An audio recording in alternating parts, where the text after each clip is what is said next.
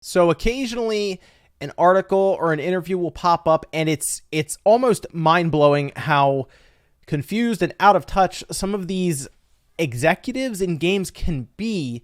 Specifically, it seems to be EA. EA seems to be the one that's the most confusing. They generally seem fairly out of touch with the gaming world, the gaming audience, where they think one thing and they think a lot of gamers want it, and then they attempt to do things like sell Battlefield 5 in a very weird way, talking with the audience and the crowd, and then it doesn't do well and they don't understand. We have the loot box situation with Star Wars, and now, specifically Battlefront 2. And what's weird about this is there's an interview on GamesIndustry.biz where the EVP of strategic growth at EA can't seem to grasp or understand even why they are seen as the bad guys in video games. They've been voted before as like the worst company, like completely, from what was a consumerist, like 2 years running, a couple years ago. And they can't seem to understand why this is happening. And what's interesting about this is it wasn't until like 2012, 2013, where that started to happen. They can't seem to understand, despite them saying in their 25 years. Check this out. This is actually the quote. 25 years at EA, and I still struggle with the external perception that we're just a bunch of bad guys, says Matt Bilbey. We love making and playing games. Unfortunately, when we make mistakes on games, the world knows about it because it's of a size and scale. Well, Matt Bilbey, I'm not really sure why he doesn't understand what's happening here. It's very odd to me that it would be this difficult to understand. And I think there are a couple reasons, and a lot of people can make assumptions and ideas and thoughts as to what's going on inside of EA, but what they show us is pretty straightforward, specifically for gamers who have been playing games, I would say, for the last 20 years. I think it's like very clear as to why EA is not liked as much now as they used to be, because believe it or not, EA used to be a company that people really looked forward to their games. And I'm actually going to show you some examples and kind of what it was like before. I would say, I'm going to say 2011, 2012 is when EA really started to go in the wrong direction. But we can look through some of their game releases, actually, from as far back as 2001 and kind of take a look at that. And it's kind of interesting to see what they used to release versus what they release now and just how many games they used to release.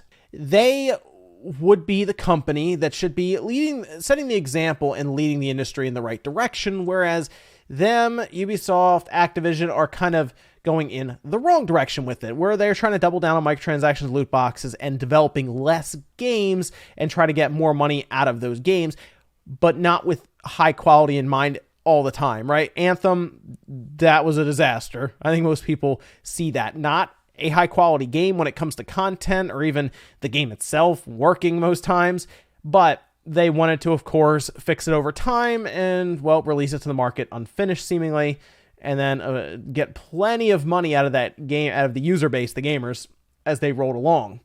That's not exactly an example that should be set for the industry. And again, seeing a company that regularly releases their sports titles with really bad microtransactions to the point where they are fighting back against governments right now to keep those microtransactions, those loot boxes, and those predatory practices in games, and they can't understand why they are viewed as the bad guys or even the villains in games. I mean, if you look at Andrew Wilson, he looks like a Bond villain. Like, they don't even try to come up with a different image for him or the industry when they put him, or the company when they put him out there. He looks like he should be like a cross from Daniel Craig or Pierce Brosnan. It's insane. But all of that aside, I mentioned how EA used to be a company that people would look forward to their games, and that was a thing. We would really enjoy EA's games and their offerings back in the day. And I started to remember this recently because I'm starting to rebuild my GameCube collection after, of course, being a dumb kid and trading all of them in and working towards that Xbox 360 with that terrible trading credit that I probably got from EB Games or even, I guess, GameStop in my area. But I started going back through and looking at the selection at the time, which was like, that would have been like 2000, 2001 up to 2006, for example. I think they released even like Madden 08 on the older systems. So it would have been like, it would have been 2008 or so, even beyond that, because we got Mass Effect and Skate and some other games. But the releases back then were plentiful. There were so many releases, whereas opposed to now, they don't release that many games every year. And they didn't heavily rely on leveraging more money from the consumer, and they cost less even at the time. They're $50. So let's look through here at some of the games. It is pulled up. They have it sorted by year, and you're going to see an interesting trend as we get towards 2019 because, well, games per year become less and less as we approach current day. And I also feel free to be mildly nostalgic. Also, let me know what you think about the idea of me rebuilding my GameCube collection on camera through a series where I get GameCube games and we try to complete that collection with like retro unboxings and stuff. That might be kind of fun, you know, getting all of the GameCube games that I had as, you know, when I was younger, and then also working to finally complete that collection in a series could be kind of fun. So let me know about that, and also make sure you like the video if you remember these days, if you remember the old days. And by old days with EA, I mean anytime before 2013 at this point. They still did Madden, of course, but Madden back then was different. It still had like the card-based system kind of where you earn like packs and stuff, but they didn't tie in real money. So keep that in mind. They did all of this stuff with licensing and everything for different player names and all of that. They did it with NFL. They did it with NBA. They did it with NASCAR, and they still FIFA. And they didn't have to put loot boxes in there, and they didn't sell as many as they do now. They sell 24 million copies of FIFA in a year, right? FIFA 2018 was like 24 million or something. But they still do those loot boxes and the Ultimate Team, so interesting how that works. They did also the NCAA football, which they got rid of as well, so there you go. But we had standalone games that didn't require live services, again, which is a bit different. Remember Simpsons Road Rage? That game was awesome. I think Hit and Run was better, but that was when they did SSX Tricky. We're in 2001, by the way, right now. We still have a ways to go there. They did 007 Agent Under Fire, although I know that was 2001. I think that was November, and they have this marked as 2002. Nightfire actually came out the following November, and the other thing that was interesting about this is they were releasing these games for all platforms at a time. If you recall now, EA pretty much completely disregards the Switch, and at times they just completely disregard PC gamers as well. NHL, I believe, isn't on PC, which is weird. It's just on the Xbox One and the PlayStation 4, but they just absolutely neglect the Switch as well, which is, again, strange. There's a good chance that they realize that they might not be able to leverage the Switch with live services because it's also a portable system, so there'll be times where it's just completely offline. So I'm not sure if that affects their ideas and their boardroom meetings and stuff. Anyway, they did FIFA, of course. They did some interesting ones. They did like Black and White on the PC, which was like a game where you played God and you had like your civilization stuff running around. It was kind of fun. But they did like Buffy the Vampire Slayer. They did Earth and Beyond, which was another weird MMORPG at the time. That was when MMOs were still like they weren't really sure about those ones. Freedom Force was a weird game too. These are like odd games that they would definitely not touch. EA Originals is kind of their weird games. They do a few of those every year with indie developers. Let's actually move down here because we get into the Medal of Honors, and that's when things got really, really awesome. Medal of Honor Frontline is mind-blowing at the time because they had you storming the beaches, and it was crazy. But again, they put that on all different platforms, and it was very, very good. And then, of course, they had Medal of Honor Underground on the Game Boy Advance, by the way.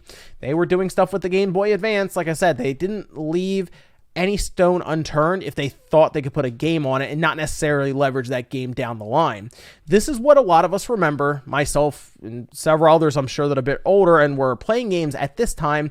They were just putting out games constantly. We're in 2002 still.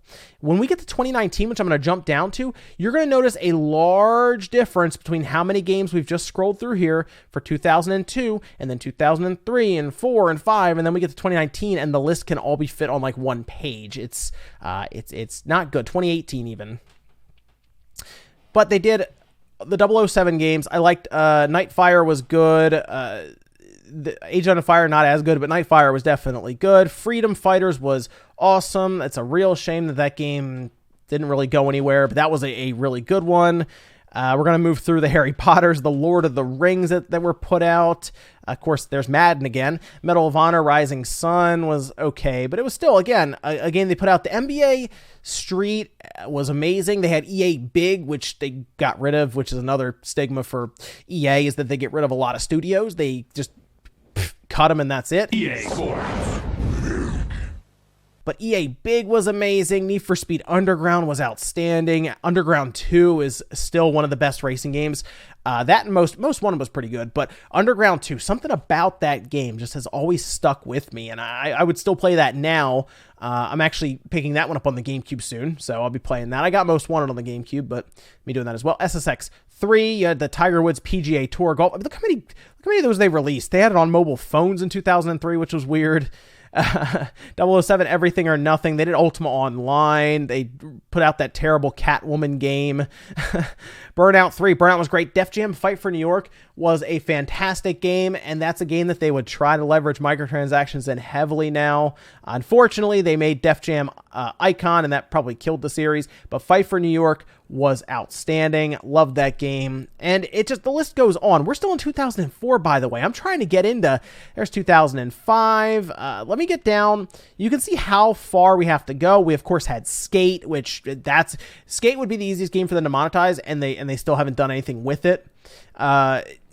Getting all the way down here. Let me show you how different this is and why it feels like they just don't want to make as many games. He just said they love playing and making games, but like 2018 is a way out, right, is what it starts with. And then you can kind of see how quickly it just turns into 2019. And like 4 of these are Faye. Like 6 of these are FIFA 19. You know, you have several Battlefield 5s. Like a lot of these are EA originals, which are the indie developers. One of them is a backwards compatible enhanced game, SSX3. Awesome game, but it's a backwards compatible game. It doesn't feel like they want to make as many games now. In fact, it feels like they want to be very safe. They want to do things like buy out entire licensing for the NFL and kind of make that a status quo thing every single year and just kind of push it out the door. NHL 19 was on 2 platforms. You kind of see what I mean, whereas Anthem obviously got a ton of work put in by them. It seems anyway, because it was in development for how long? It sounds like they spent a ton of money on it, but the direction, the development was all over the place, and we see how that one releases. Apex Legends at least released to critical acclaim and everything. People loved that game when it came out. I think it's kind of fallen off, though, I think. And then that's it. They put Command & Conquer on cell phones. They're at least going to fix that, but like, you see what I mean? And that's the biggest thing about this. Take a look at this list. I'll leave it down in the description for you. Take a look at this list and tell me what you see.